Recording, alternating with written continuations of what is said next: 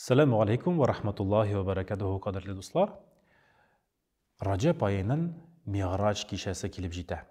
Mi'raj kechasi muborak izgi kecha, bek ko'p bo'laklar bilan Alloh taolaning ne'matlari bilan mo'l bo'lgan kecha.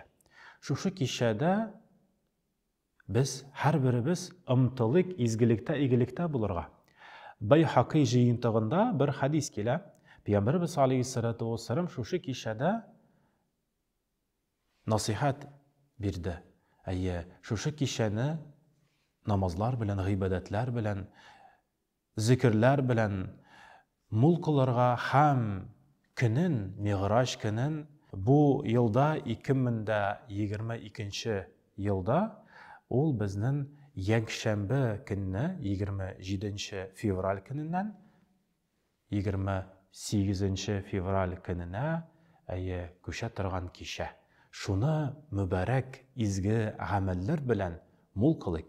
Ham Payg'ambarimiz alayhissalatu vassalam hadislarning birisida aytadi, shundan da kim Mi'raj kunin ro'zada o'zdirsa, kechasin g'ibodatlar bilan, izgiliklar bilan mo'l qilsa, Alloh taolaning ulug' bo'lagi bo'lar u bandaga.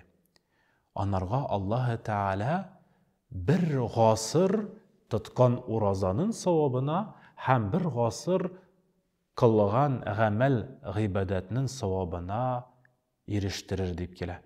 Shunga ko'ra hurmatli jamoat, shu kechani izgiliklar, egiliklar bilan mo'l qilik. Alloh taolaga zikrlar bilan ko'ngillarimizni poklandirik. Shu fursat bilan foydalanik. Assalomu alaykum va rahmatullohi va barakatuh.